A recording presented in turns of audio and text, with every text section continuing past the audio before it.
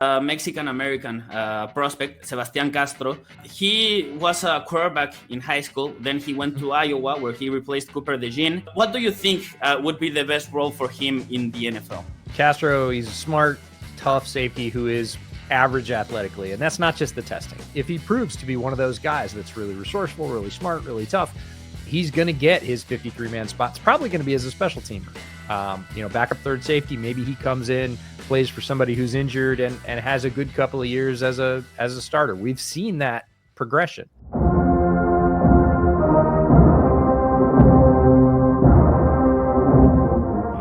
Hola, buenas tardes, buenos días, muchas gracias por acompañarme. Yo soy Santiago Escamilla y el día de hoy tengo mi primera colaboración, la que me va a tocar sacar el Spanglish. Así que vamos a hablar con EJ Snyder de The Bootleg Football Podcast.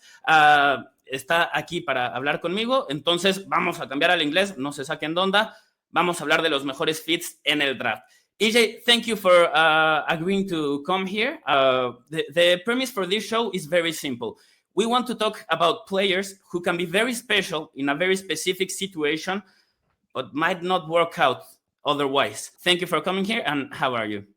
I'm great. Thank you for having me. I was really excited when you reached out, and it's a great topic because there are players like this in every draft that may excel if they land in the perfect spot and may flounder if they don't. So fit is even more important for them than it is for a typical player, I would say. The first player that I wanted to mention was Travis Hunter because he's a unicorn, right? I mean, someone who played most of the time in offense and in defense, had a great impact in both sides of the ball. He was the best defender in his conference, and he also was second in touchdowns, only to Nick Nash in the FBS. So he's incredible in that position specifically.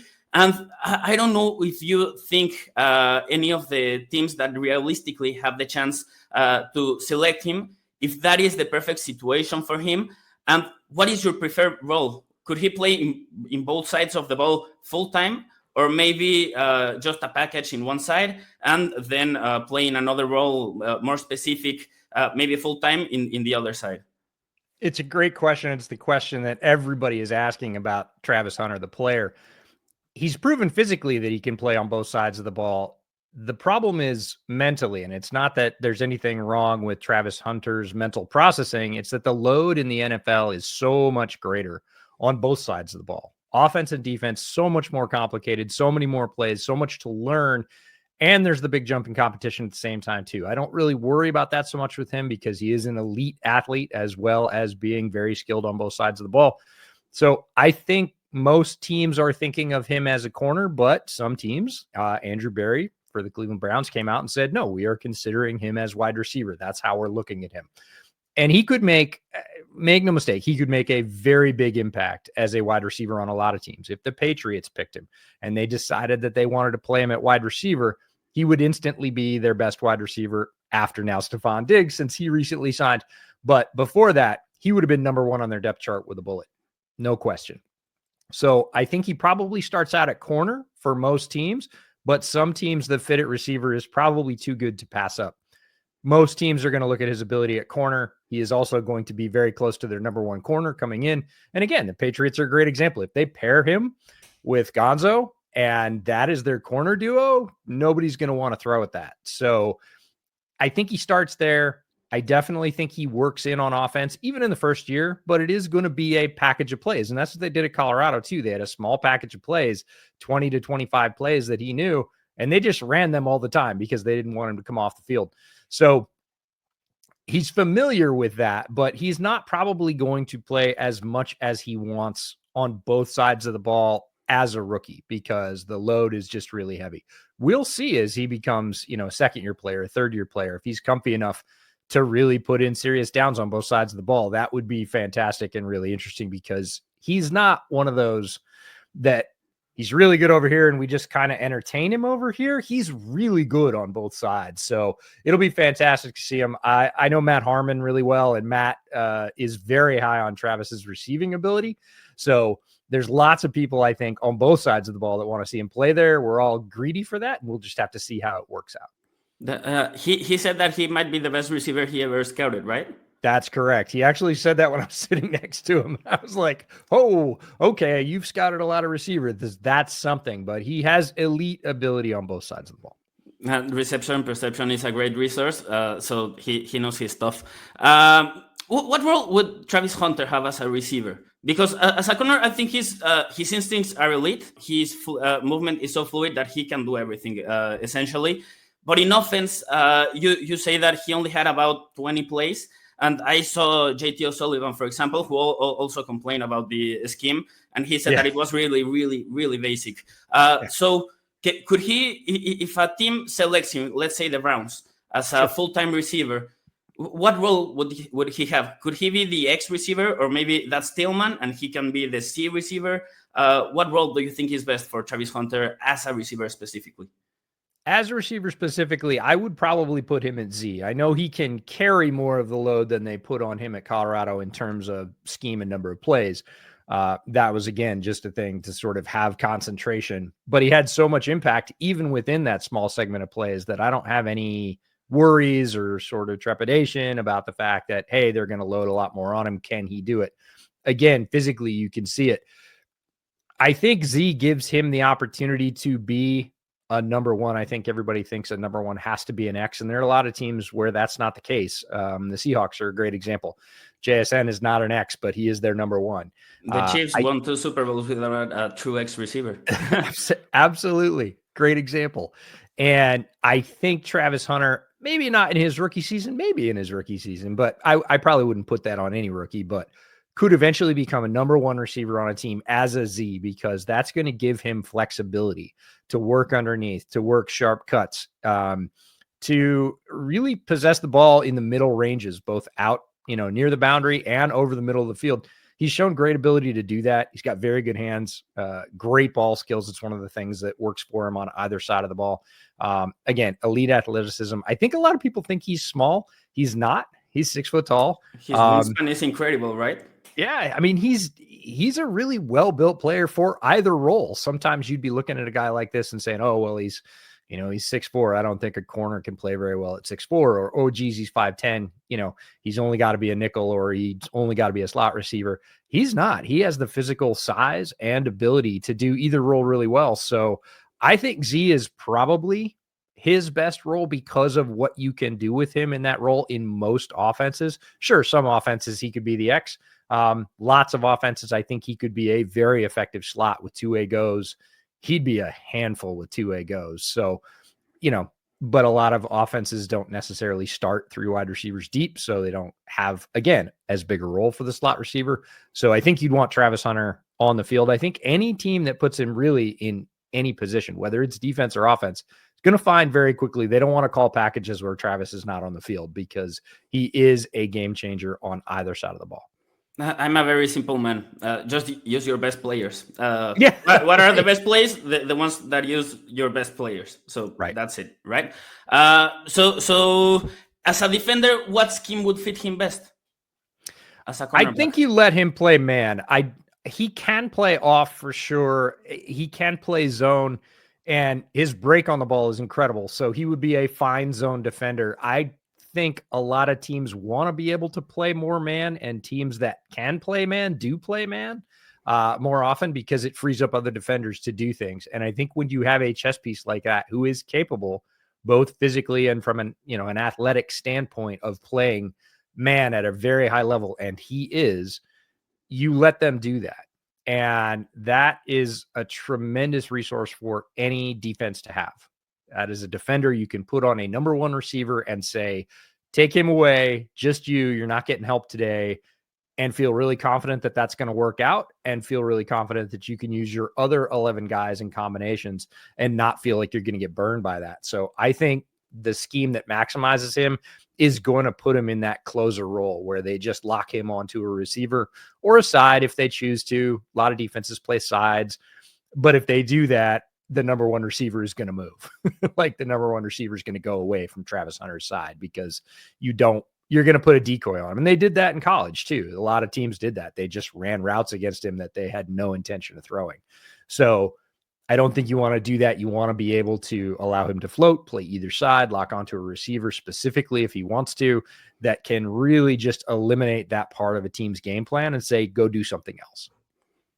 Do you think there should be an argument that he should be taken before Cam Worth at number 1, or is the quarterback position just too valuable where if you have a possible franchise quarterback, you just have to take a swing at it? I think the second thing you said is true, is that quarterbacks value, especially if you don't have one. And right now the Titans, no offense intended to Will Levis, do not have one. He is not a functional NFL quarterback by result. I do not see him making a tremendous leap this particular year. So if the Titans are going to compete, they need a quarterback. They do not have one. Cam Ward is a quarterback I believe could be a number 1. He's sitting there. You have to take that swing. Is Cam Ward straight up rated as a better prospect or a better player than Hunter? He's not. No. Hunter is a better player than Ward, but Ward will be taken first because if you don't have a quarterback in the NFL, you're not going anywhere, and the Titans don't have a quarterback right now. I think that's a good moment to talk about some of the players who we think can be elevated by a specific scheme in the NFL. Yeah, my first one's Tyler Booker, the guard from Alabama, because he is incredibly skilled as what I will call a power guard. He is not, I do not think he is position versatile. He is not a center. He is not a tackle. He is a guard, and he is really good. If he gets his hands on you, it's over. Like you don't see anything else happen in that rep. The defender stays still or goes away, ends up on the ground. Like that defender is basically done for the play if Tyler Booker latches onto him. He has immense power. He has really good technique to go with it. He's not just a brawler, but he is very slow. I saw it at the combine. It matches the film. There's no debate here. He ran a slow time in the 40. I don't really think offensive linemen's 40s are that important, but you could see it throughout drills and everything else right next to him. He is a plodder. He does not move very far. So if you're going to put him in a scheme that asks him to move to be successful, outside zone, all the way across formation pulls. Now, Alabama did some of that. He was usually late to those assignments. I remember once against Georgia where Jalen Milroe got there before, so he had to wait until Booker got there. The play didn't work, and it was exactly because of that. Yeah, no, you're correct. I watched that rep yesterday. As a matter of fact, I was watching that game for defenders on both sides. Well, defenders on one side, and I was watching Booker as well at the time, just some extra film, but those plays where he is stretched outside of about a 4-yard box, right? And that's going forward. He can get to the second level. Again, the linebacker's probably 3 or 4 yards away. He can do that. And if he does, the linebacker's completely neutralized. But if that linebacker just steps to the side and is therefore out of that box, he can't reach him. And that's what defenders did. They did not engage. They knew better. Like, don't poke the bear. So they stayed out of reach and then just ran around him because they knew they could. So again, in that little cage in the inside of an offense, he is an absolute terror. He is a road grader. He has tremendous power, technique. He will move defenders one-on-one by himself, which is more rare than you think. Does not require a duo or a double team. So he's great. Put him in a scheme that runs power gap, a lot of man blocking schemes all the time. Doesn't ask him to pull more than around the center's backside. You're fine. You're going to get a lot out of Tyler Booker, and he is going to open up some very big holes for an interior run game. You ask him to do stuff outside of that, any kind of exotic stuff that has him rolling with the quarterback, going across the formation to pick up an edge or a corner blitzer off the other side, any of that stuff, he's going to struggle because players in the NFL are even faster than the ones that he faced in college. Now, he faced a lot of future NFL players in college as well, but he didn't reach them either. So he is very specific. He is very skilled. He is good at his job, but his role is really narrow. And I think, again, if that's your scheme and that's how you plan to use him, go for it. He's worth it. If it's not, and you're saying, well, we can slim him down, we can make him he's just not a quick twitch athlete. It's just not his gig. So don't try and put a square peg in a round hole, is what we say, and just use him the way you're supposed to use him. and just don't expect him to do a lot outside of that. If he gives you any of that, it's a bonus, but you're probably not going to get it based on some really good tape at Alabama. So who would be a team you would think for him? Someone like the Chargers, maybe? Yeah, Chargers are the one that comes to mind first because Greg Roman has a lot of that in his run scheme. And he really likes, just like we were talking about Travis Hunter before, he really likes having offensive linemen that he can slot to a specific defender and say, okay, you take care of him. And I'm going to, maybe I'll double team this guy over here, or I'll use the tight end this way, or I'll do a, replace and insert here, but I need you to make sure that this guy's not going anywhere. You could lean on Booker to do that. Even as a rookie with NFL defenders, he is that level of strong and powerful. And I think Greg Roman would really enjoy that. Now, there are other run schemes that like that as well. Stefanski has a lot of that in his run scheme, although he does like more mobile guards. It's really about who's going to sort of maximize that ground and pound piece. And it's tough because you want to be diverse in the NFL. You want to be able to have both. And nobody really subs offensive linemen. They're not packaged players, right? You can't pull Tyler Booker and put it in your fast guard when you want to run outside zone. So it is going to be a limiting factor. Now, you can run away from him and have him do backside blocks and things like that. There are ways to get around that, but you're always going to have it in the back of the mind that if this little O right here is supposed to move more than about 5 yards over here, it can't be Tyler. We have to run that the other way. How good do you think he's in pass protection specifically? I think he's, again, really good against certain types of rushers, against really, really athletic rushers. If you're talking about the NFL equivalent would be a NASCAR package on third down where you're pulling, true edges in who are maybe a little bit bigger and playing them at 3. He can have some trouble getting a hold of the slippery guys. If he's, again, in any kind of power matchup or he engages with those players, he does pretty well. But guys that are really, really good with their hands, guys like last year, Kalijah Cansey, who are really good at hand fighting and can keep that hand contact off them and move to the side. He struggles with a little bit. Those guys that can make initial contact and break away because they're, really good with that. He's not great with, but against any kind of power, bull, even stunts and spins, like he sees it coming. He has pretty good eyes as an offensive lineman. It's just that his feet betray him and he can't get outside. So he's not locked down. There are certain defenders that I'm like, no, nobody's getting by them. He had a few things on tape where guys got by him. Really good spin move where, again, he kind of can't grab onto them. Things like that. But it was rare. He's pretty darn solid in pass pro. Again, in his phone booth, you're not really coming through his gap. He's the type of player who would be like a top 15 player for the Chargers, but maybe not even in the board for someone like Mike McDaniel in Miami or something like that, right?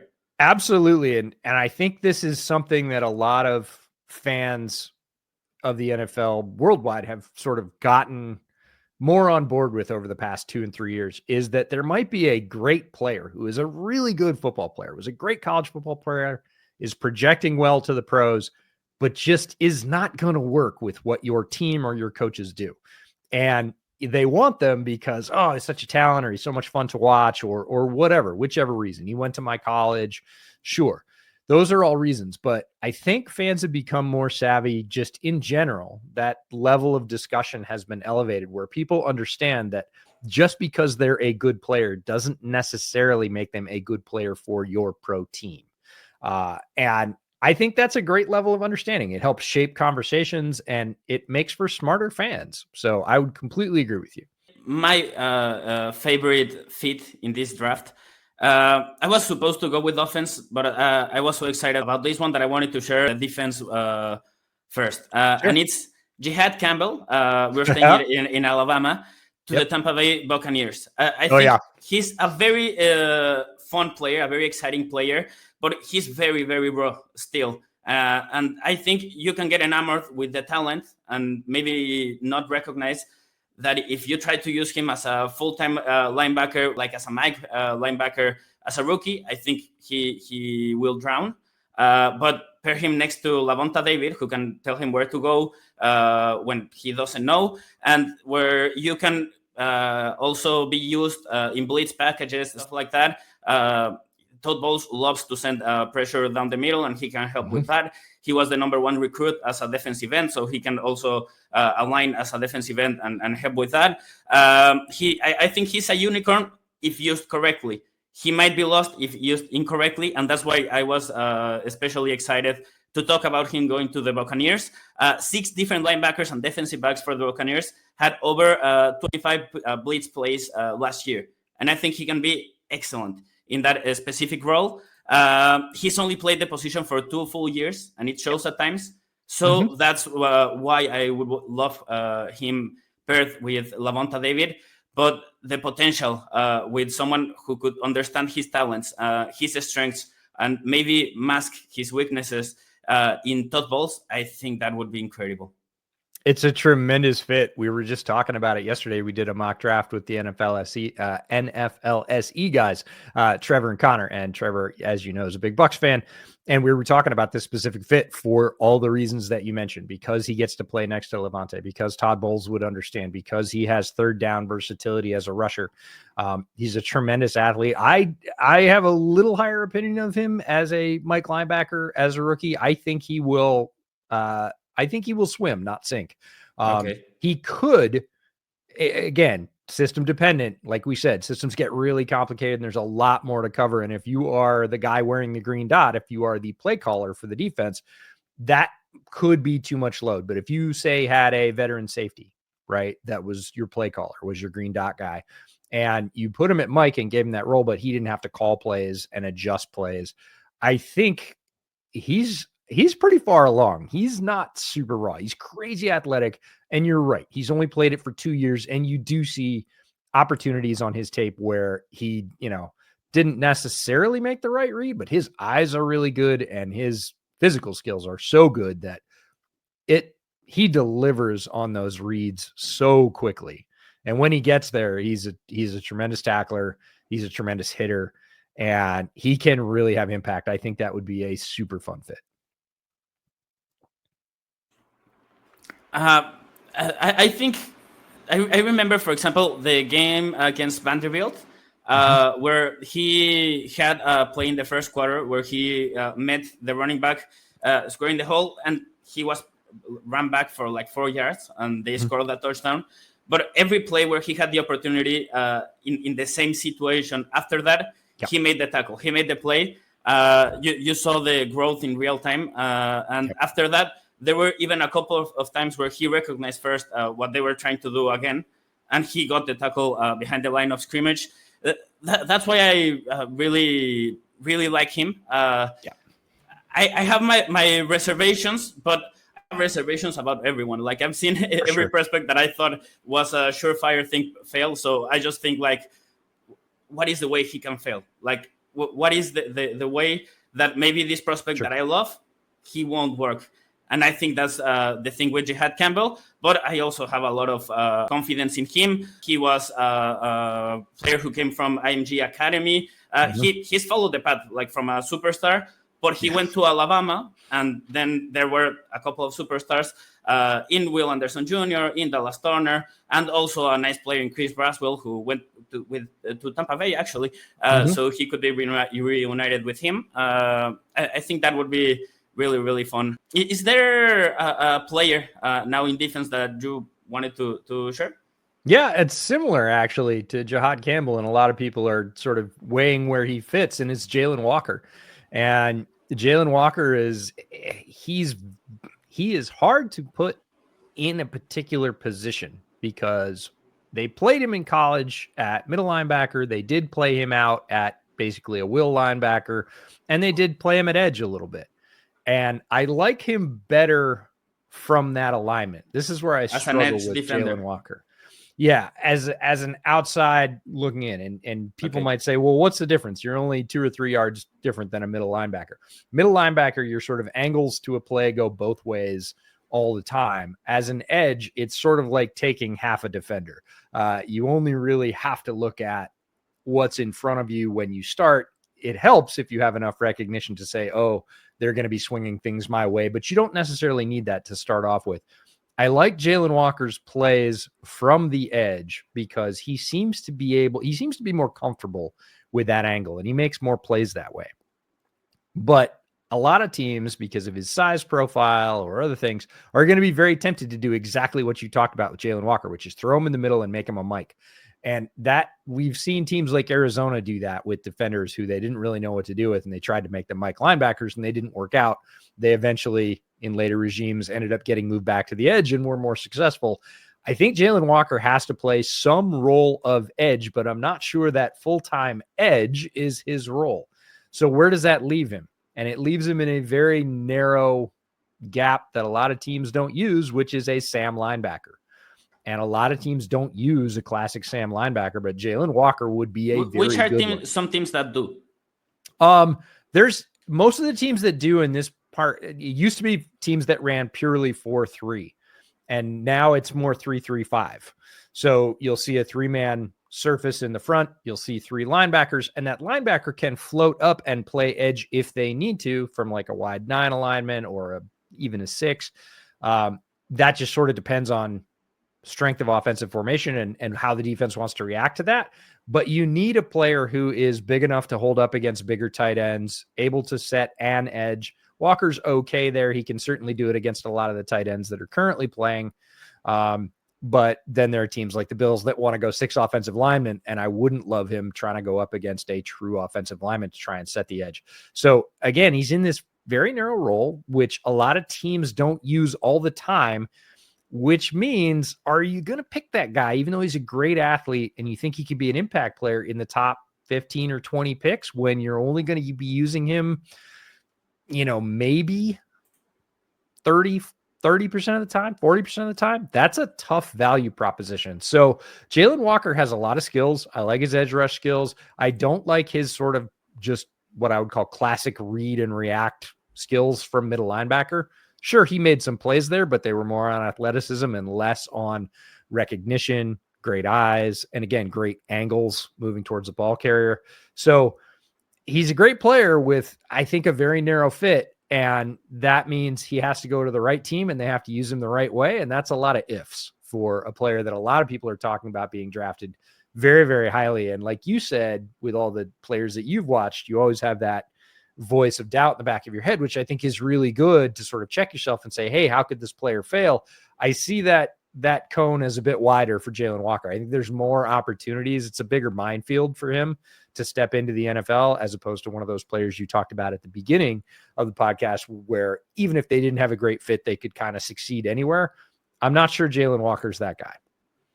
From the way you described him, could he be used, for example, as an off-the-ball linebacker in first and second down to help against the run a bit from a linesman like the shotgun or something like that, which we see a lot increasingly, that you have to be able to stop the run with 6 defenders or less, so that you can devote the resources to stop the passing game as well.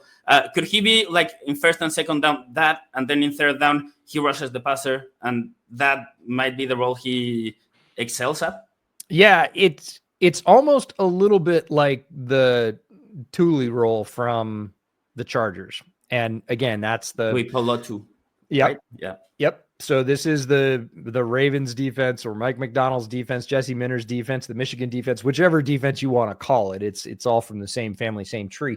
And they have taken defenders like this who have sort of a hybridized role and use them off the ball and then push them up onto the line, not necessarily down specifically, but sort of play to play specifically as to how folks align and what they see in alignment against them, and to sort of overpressure gaps. And I think it's going to take that kind of creativity with Jaylen Walker. You're not going to be able to just, I don't think, plug him in as a, traditional Mike linebacker and say, learn this, do this. Now, I could be wrong about that. He might thrive with that kind of structure. I don't see it on tape from the coaching he's received so far, and where he was, there's real good coaching. So we'll see, but there is that familiarity, certainly with his college program with Mike McDonald. Now, the Hawks don't necessarily need him, but if he is one of those players that starts to slide because of fit, I could see somebody like John Snyder saying, hey, this is a value going forward. We're going to do this, because I think Mike would maximize him and know how to use him. I completely agree. He was one of the first players I did a deep dive in when he tough. was about to play the SEC championship game. Because I wanted to highlight the prospects that were playing that weekend. And sure. I saw him and I loved him. But as I started to see more linebackers, to watch more edge defenders, I thought like, oh, I like him more as a linebacker. Oh, I like him more as an edge defender. Yeah. And then I didn't know what to do with Jaylen Walker. But I just know he's a great player if used correctly. I agree. Yeah, I think you're like most everybody, including a bunch of NFL teams who are like, well, we love him. We love certain things he can do. We're really not sure why we would draft him or what to call him. And I think a lot of teams are probably also questioning their coaching and saying, I'm not sure that our coaches are going to love him and so that's going to have him, again, to our previous conversation, off some teams' boards, not off, but, not as a priority. And he'll probably get drafted before they get the chance. And I think they're probably okay with that. I agree with that. To finish, this might be cheating because this player will be solid regardless of where he goes. But I just thought about the fit, and I don't know. Maybe it's because I grew up watching Hines Ward play with the Steelers. But I think Pittsburgh needs someone like him to complement DK Metcalf. Maybe then you can get rid of George Pickens in a trade, something like that. But who's a more team-oriented guy and who fits more or less what you want to do. So I'm talking about Emeka Egbuka here. Yeah, for sure. I think he is a great player. I don't know if the Steelers would pick someone like him because they usually favor the more impressive physical talent later on, and they think they can maybe make it work at Pittsburgh, and they have done it in the past. But recently, it has backfired a bit. Sure. So I think Egbuka would be change in the way they do things, but a welcome change, something that they desperately need. I think he's a perfect fit for that offense because he just gets open and catches everything that they throw at him. And as Ohio State, as a team, you don't get to 2,500 yards and I don't know how many touchdowns, 20 plus touchdowns with your duo of running backs without receivers who want to block, receivers who are willing to block. And I think Egbuka is one of the best at that aspect specifically. He just sounds like someone who would be perfect for the Steelers, which in this scenario, I think end up with Aaron Rodgers because like that's the only option that is left unless you think the Vikings could be a possibility, right? There were 39 receivers last year who had over 265 yards after the catch. None of them play for the Steelers. And Emeka Egbuka was 10th in yards after catch among 197 eligible receivers in the FBS. He's Ohio State's all-time leader in catches. I just think in the right scheme, he can catch up to 100 balls, which is something the Steelers desperately need. Their offense last year was based in a lot of go balls, which are low efficiency passes. So when they worked, they looked incredible. And when they didn't work, they didn't do anything. I think Emeka Egbuka would help them with that specific issue. Yeah, he'd help them in many ways. Egbuka he was one of my offensive gems this year for Bootleg. One of my favorite players for the last couple of years. He's actually went to high school about 10 miles away from where I live. And he is a great, great player. Brian Hartline, the wide receivers coach at Ohio State, does a great job with all his guys. We've seen that year after year. They do block. That is a Hartline tenet. You do not get to play wide receiver at Ohio State if you do not block for the running game. And Egbuka relishes that role. He's good size. I think he ran a 4.48 today, so he's a really good athlete as well. But he's great faster hands. than given credit for. Yeah, great hands. Yeah, play speed is very high as well, and there's a difference between time speed and play speed. He brings every bit of that to the field. And I was talking to somebody yesterday about Matthew Golden, the receiver from Texas, who ran faster. And we were talking about Golden versus Egbuka at the top of the draft, and he said, "Do you think he actually plays any faster?" That being Golden, he said, "I think right." He said, "I think they play at the same speed," and I don't think he's wrong at all. So I love Egbuka. I don't want to say a luxury. I don't know that the Steelers would go that way, but the Steelers would be really happy with that pick because I think Emeka Egbuka is one of the highest floor prospects in this draft. Like he is one of the safest picks in this entire draft, regardless of position. I know receiver has, more ups and downs. I would sleep like a baby if my team picked Emeka Egbuka because I know he's going to be a good pro. I know exactly what he's going to be. I know he's going to be able to win at the pro level. I know he's going to help my team in multiple ways. I would be 100% fine with it. If I needed receiver and they picked Egbuka, I would be like, great, nice job.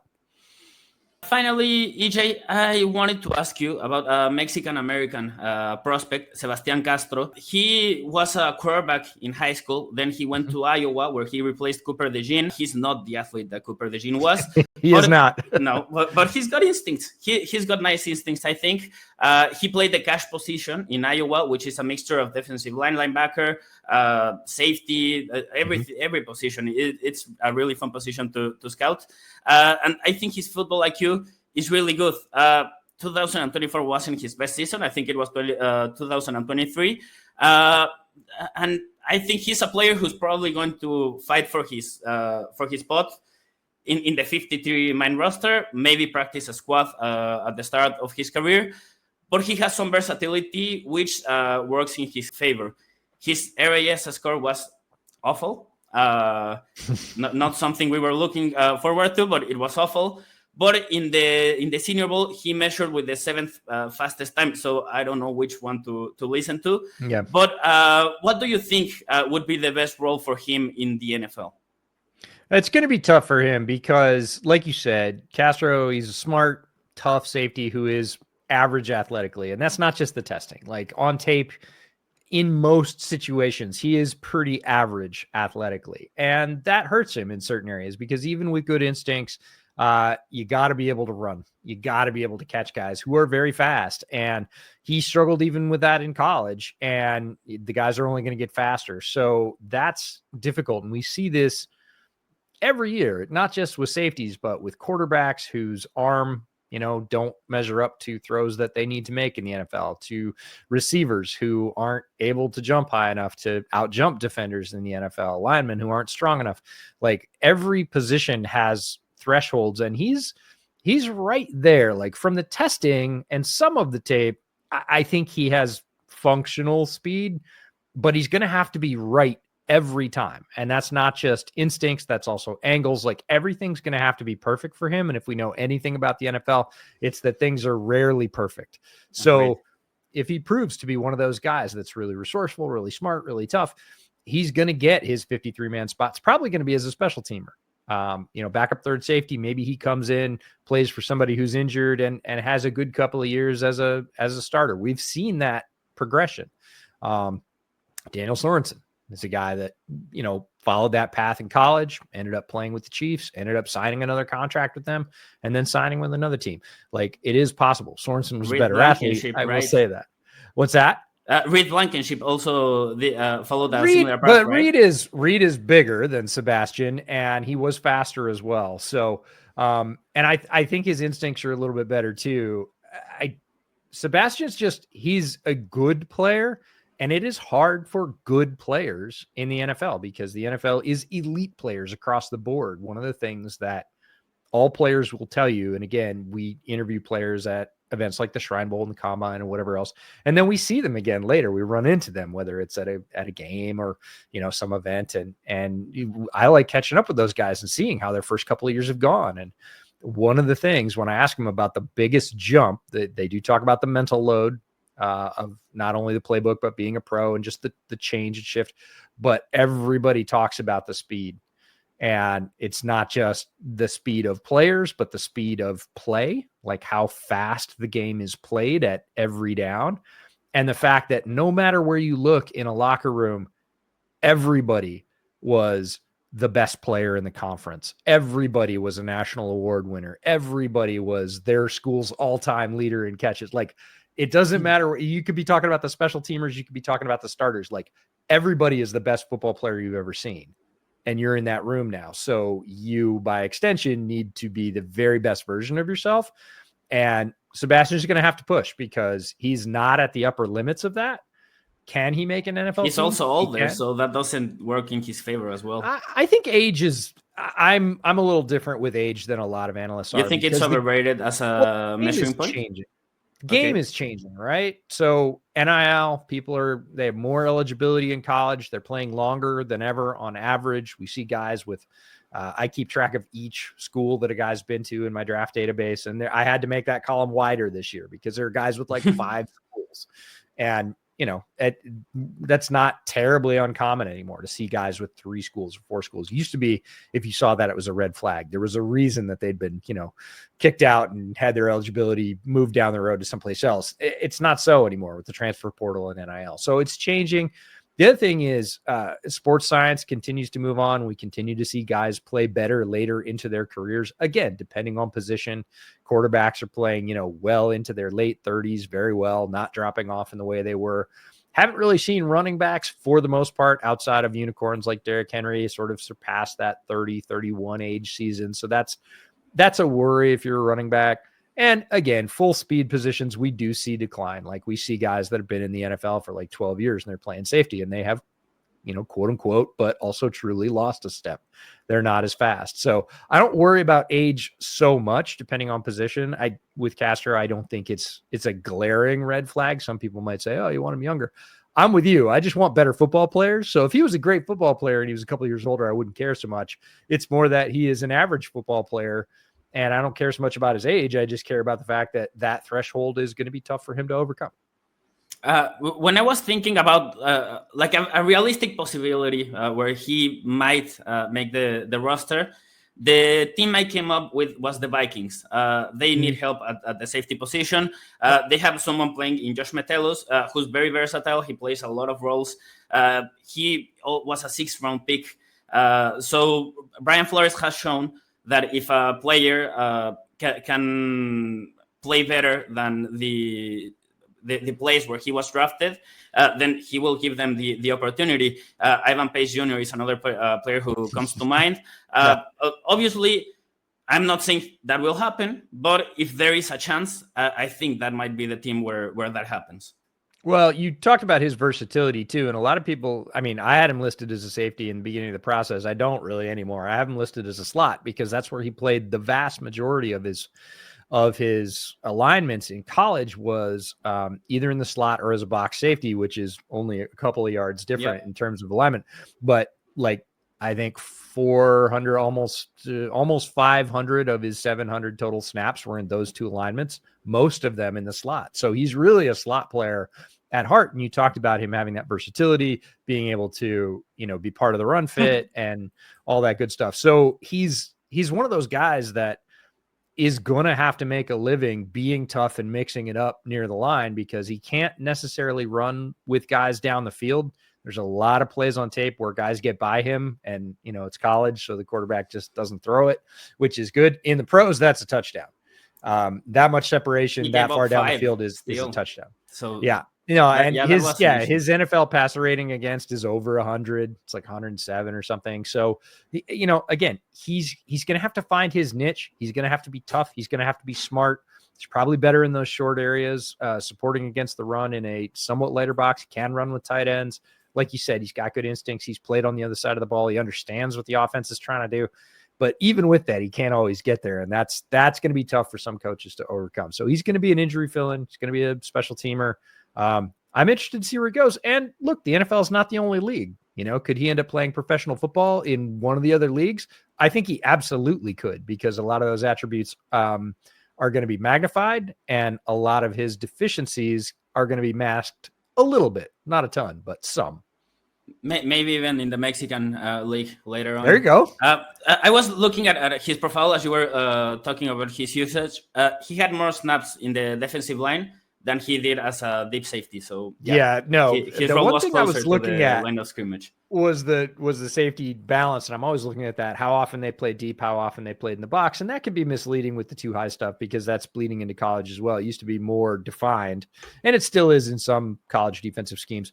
But when a guy has 700, 500, 700 total defensive snaps, and he's played 20 as a free safety. I'm not grading that guy as a free safety. That was just some odd rotation where he was like, oh, we don't have anybody deep, and he dropped back. So it's not his strength. Obviously, that's not the way they chose to use him. So you have to then find out, well, what is he? Because there are a lot of guys that, Saban really started it at Alabama with the star position, which was not a nickel, not a safety, but kind of a hybrid of the two. And more colleges, as the Saban doctrine has spread throughout college football over the last 15, 20 years, use that role now. And you really have to see, well, how is this guy being used so that you have a more accurate way to sort of assess, hey, these are his skills and this is his potential alignment in the league. Well, we'll see how it goes. I'm excited about him because there aren't a lot of Mexican players in the NFL. So anytime I see there's someone... some good ones, though. That's the thing I really like. When I was digging in, I was like, okay, we got Fred Warner. We got Julian Love, who I didn't know had Mexican heritage as well as Cuban heritage. So Steve Avila, Elijah Vera Tucker, Will Hernandez, Malcolm Rodriguez, plus, a couple kickers and punters. There's some quality players, not a ton in terms of overall representation, but those guys are all starters. and we also claim Elijah Arroyo because he learned to play in Cancun. So there you go. Yeah, perfect. I actually saw another player with Mexican heritage. EJ, do you still have time for a 5-minute mock draft of the Bears? Let's tear through it. I'd be happy to do it. Okay. You can always hook me with a mock draft, Santiago. Yes. I know how to do it then. I know the secret. So let me just share the simulator and we can start. Okay. So in this case, we only have the Bears. I don't think you want to trade up or anything like that before the draft. No, we'll skip trades for this one. We'll just kind of sit, which is difficult because, again, the Bears have a big gap between 72 and 148. So there are a lot of good players, especially in this draft, that are going to go off the board in those picks. And then they have a couple of picks late. But again, they have another huge gap from 148 to 233, almost 100 picks go off the board. So there's two huge gaps. 148 kind of sits out there as an island in this, if you're going literally from 72 to 233 and you have one pick in between, you better be pretty careful with it. But they do have picks near the top. They are, 10, 39, 41, and 72. That's, 4 picks in the top 72 is very good. So Ben Johnson has shown an intent to work in the offensive line, right? He was very aggressive in free agency to acquire a couple of players with starting potential. Do you think he's done, or he might look to us in the draft? Well, in this particular draft, if it shakes out this way, I would be shocked if they didn't take Membu in that scenario, not because they're unhappy with their tackle situation. I still think Braxton would start this year because there's no assurance that Membu could start at left. I think, again, they're going to figure that out in one of their top 30 visits and know whether or not he can play left. But I just did my deep dive on him last weekend, and he's such a good athlete. He is one of the very best athletes to tackle in this draft. Worth a top 5 pick? Well, yeah, absolutely. I think he could go to the Pats for sure. I think if he's there, he probably will. If Hunter and Carter are gone, I think the Pats will take Membu over Campbell even. So we'll take him right here. I would take him right here because Braxton Jones is up for a contract next year, and we saw the rates for free agent tackles. Unless you want to pay Braxton Jones $24 million a year, which is about what he's going to get. And right now the Bears have nothing behind either. So it also insulates them from injury. If Darnell Wright misses time again, I would be completely happy with Membu taking snaps at right tackle as a rookie. So. And after what we saw last year with Caleb Williams, I think there is no such thing as too much investment in the offensive line. You have to make it work. So I love this pick. After this, I see Derek Harmon here, and I don't think he will be here. I don't think he's going to be there either, but he is, and I'm taking him 100%. I saw him down at Eugene last week at the Ducks Pro Day, and I loved his tape, and hearing his teammates talk about him and the way they talk about him. I love Derek Harmon. He is a great fit with Dennis Allen's defense. He is such a Dennis Allen type interior offensive lineman that can be flexed out and play a 5 because he's athletic enough. He's incredibly strong, has a ton of core strength, can really torque guys out of the way, control the line of scrimmage. Love Derek Harmon. Think it's a great value as well. So I'm picking Derek Harmon there for sure. If you add sacks, pressures, and quarterback hits, he's number 1 in his position in this class. Are you worried at all about his tackling? Because he does miss a lot of tackles. Not particularly, because when you look at the type of tackles that he was missing, he was stirring the drink for the most part, and he usually had somebody engaged with him. There were very few like, I'm free and I get a one-on-one shot and I missed it. It's more like I had one arm free and a guard's trying to yank me the other way. And, he ran through what is essentially an arm tackle. Would I like to see him make those? Sure. But he also had the benefit of playing on a really good defensive line where, Jamari Caldwell or Birch or anybody else could clean that up. He's a force. He's a physical force. I love the way he plays. I think it's great value and it's a need too. So I think it all just lines up really, really well. After this, what position do you think they would try to invest in? They have Dennis Allen as a defensive coordinator. Do you think they would try to do that, or maybe add more weapons for Caleb Williams? I want to see 2 positions at 41. I want to see running back and I want to see edge. I can't believe I haven't asked you about running back yet. That's okay. I know. I love some running backs. All right. So we could take Quinshon Judkins here. Scadaboo's still there. The edges are really tempting as well. So if you're happy with grabbing somebody from this very deep running back class at 72, which again, you might get a wild Caleb Johnson sighting. I don't know how people feel about Dylan Sampson, but I'm looking at boy, I really like Braden Swinson. And if you came out of the first 3 picks with Membu, Harmon, and Swinson, and I know a lot of folks like JTT as well from Ohio State. I think he's another very good player. I think he's a great fit for what Dennis Allen does as well. But so is Braden Swinson, and they could use the edge help as well. So I'm more inclined to take edge here because the running back class is extremely deep, and I think I can get one farther on down that's still pretty darn good. So I'm going to go with Braden Swinson from LSU. Okay. And that is a dream first 3 for the Bears. That would be such a haul. I don't think they're probably going to get 2 of those players, but 3 would be amazing. I agree, but the mock drafts in this class specifically are very, very, very wild. Sometimes a player goes in the 20th pick, and sometimes it's available at the 60th. You don't know what it's going to happen. Did you consider at all Josiah Stewart, or you saw Braden Swinson? I really like Stewart. He's very, very good and wildly underrated. But I think in terms of fit within Dennis Allen's defense, which is new for the Bears this year, Swinson is a better fit physically, and Dennis Allen tends to hold pretty strongly to his preferences about physical size. And Josiah Stewart's a little on the short side for him, quite frankly. Great player, though. Really like him. So at pick 72, the running backs. We're all set here. You could pick any one of the first 3. I love Harvey. He's a slasher. DJ Giddens is the most elusive back in this draft. And Devin Neal is probably my favorite all-arounder. Now, he got a lot of good blocking at Kansas and certainly took advantage of that. I'm not going to hold it against him. But honestly, I would be thrilled with any of them. I think I'm going to take Harvey for the explosive element. Because maybe Roschon Johnson becomes something this year. I don't think Swift is going to be with the team long term, although Ben Johnson does have familiarity with them.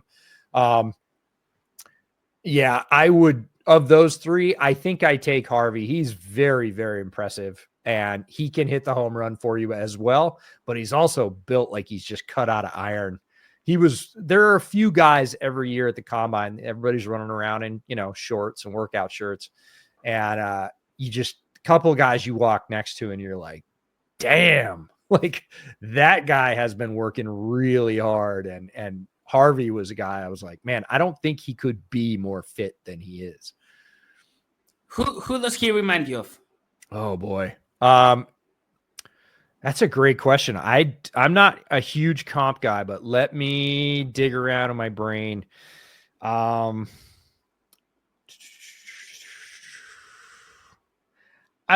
little bit of Kenneth Walker, but I think Kenneth Walker was better.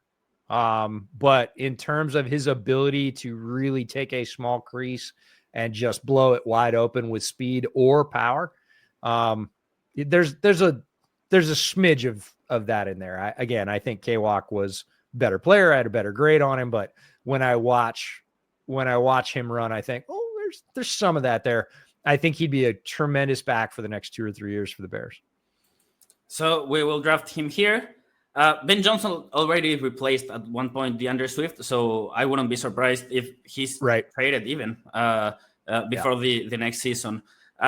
With pick 148, what position do you think the Bears would be interested in? I want to take a look at safety. I don't know if the Bears do, but I want to see who's left. Okay, my guys are for the most part off the board. Like, I like Dean Clark and Elijah Clark both, and Keaton Crawford too, but those guys are farther on down the board. I was hoping that Billy Bowman might still be here. Sometimes I find him down. I describe him as a kamikaze. Oh, he's great. I really like the way he plays the game, and he's more than just a hitter too. And with Brisker's injury, which is been concussion based, you never really know. So all right, so we've already got. Let's check tight end real quick. Okay. Do you think Warren would be in consideration in the 10th pick if available? I do, just because of the way the board might fall. Let's put it that way. So we got Jurasek, Brenningstool. Probably going to get my tight end later. I don't love anybody at the top of that list. Check interior offensive line for me as well. Ooh, I would have a hard time passing on Seth here. For some reason, he's always available in the 250s. I don't understand. If you're good enough for Alabama, I don't know that he's. Yeah, I don't think that's for real. But I would look at Seth as a backup because I'm not sure that the backups for the Bears at center are going to work out. So yeah, I would take Seth there for sure. As long as they're comfortable with his injury. I was just gonna say the Buckeyes really missed him when he went down with an injury. Yeah, then they missed 2/5 of that. Well, 2/3 of the left side, 2/5 of the overall line. It really changed things. Ooh, Matavao is. I love Matavao.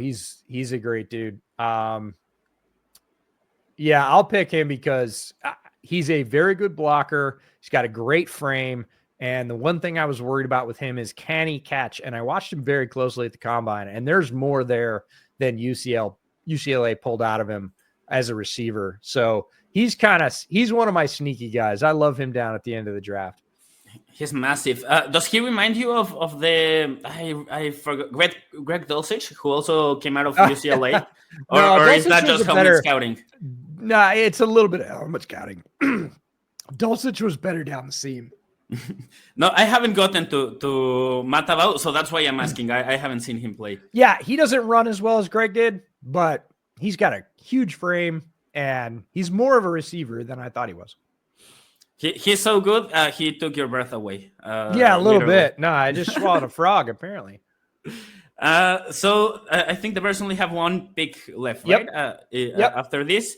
What position are you interested in? I'm either going to take Ty Robinson on value out of Nebraska as a defensive tackle, or, well, we already got our center, so I'm probably going to take Ty. Is there, I know there's nobody left at edge. Check safety, see if anybody slipped.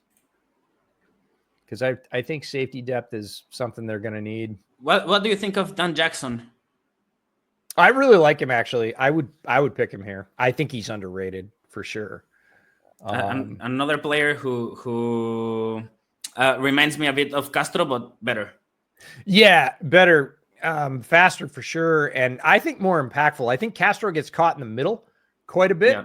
Yeah. And Dan is one of those guys that I was watching Malachi Starks because I really like Malachi Starks, and I was like, man, the other safety makes a bunch of plays. Nice. And you're like, that's Dan Jackson. You're like, all right. So I would be thrilled. I mean, honestly, that's a great draft.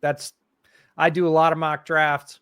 I don't really care what the grading system says. That is setting your team up on both sides of the line.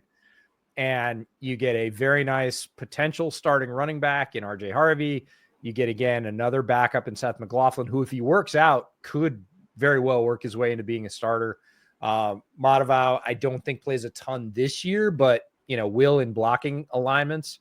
And then Dan Jackson is just there if you need him, right? If Byard or Brisker goes down, he's insurance, and very good insurance at that point in the draft. So I love that draft. That's a tremendously valuable draft. And Dan Jackson is a former walk-on who became a starter at Georgia. So even if only for that, for the leadership, for those qualities, I think he's a great fit for this team. EJ, thank you very much for agreeing to come here, for giving me an hour of your time. Where can people find you? So Bootleg Football is where you will find most of my draft content. That's on YouTube. Just type in Bootleg Football. And then if you're looking for Bears-specific content, I also have a Bears podcast called Bear Era, Bearera. And we're going to have some great guests. We're actually recording one right after this. So you'll see that in a couple of days. But we'll also have live streams every couple of weeks to answer your draft questions. And then we'll have some draft focused content as well. I'll be doing the bootleg live stream. So the other guys will be picking up the slack over at Bear Era and doing draft focused content. That's really, again, just Chicago centric, but those are the two main places. Of course, you can follow me on all the social stuff. It's at Football EJ on either site. And I really appreciate it. Thanks for reaching out. Thanks for the opportunity. This has been a ton of fun. I agree. Thank you very much. I completely love your content because you go behind the X's and O's and you try to explain that part of it. And I think it's a really valuable resource. And if you're wrong, you're wrong. If you're right, you're right. But the analysis behind it is very sound. So that's what I appreciate truly. And thank you for coming here, EJ. Take care. Thanks. Ahora voy a cambiar al español para hacer la despedida como se debe.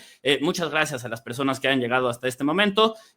Yo soy Santiago Escamilla con EJ Snyder para hablar de los mejores fits y del mock draft para los Bears. Muchas gracias. Nos vemos en la siguiente para más cobertura digna del Salón de la Fama. Gracias y hasta luego.